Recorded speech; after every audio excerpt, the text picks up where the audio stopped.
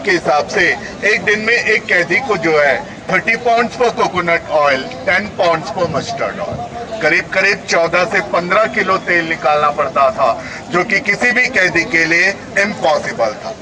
अगर वो लोग नहीं निकाल पाते थे, उन्हें फिर से पनिश किया जाता था। जो पनिशमेंट मैंने आपको यहाँ पे बताया, फ्लॉगिंग पनिशमेंट, सेम पनिशमेंट आप लोगों को इसके अंदर भी दिखाया गया। एक इंडियन दूसरे इंडियन को पनिश करते हैं, ऐसा 2 स्टैचूज द्वारा दिखाया गया।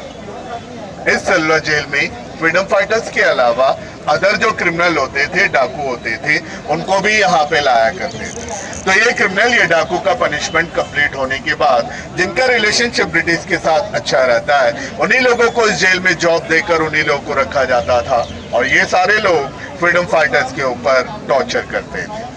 वैसे ही जब आप लास्ट में जाओगे, वहां पे एक पनिशमेंट ड्रेस रखा हुआ है, जो जूट का बना हुआ बोरे का मॉडल दिखाया हुआ है। जब भी इस सेलुलर जेल में उन फ्रीडम फाइटर्स को कोई भी पनिशमेंट दिया जाता था, तब उनको वो ड्रेस पहनाते थे।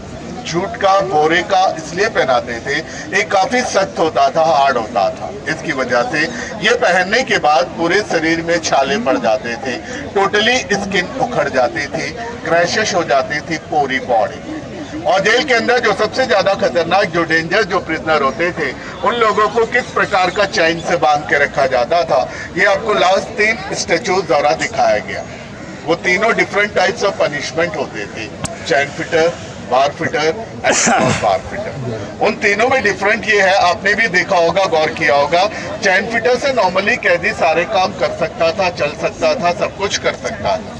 बट बार फिटर से कैदी बिल्कुल टांग हाथ मोड़ नहीं सकता था, क्योंकि उसमें एकदम स्ट्रेट आयरन रॉड, हाथ पैर दोनों ऐसे करके बांध के रखा हुआ। And last one, cross bar fitter से कैदी बिल्कुल चल भी नहीं सकता था, दोनों पैर के बीच से क्रॉस से एक आयरन रॉड दे के रखा हुआ।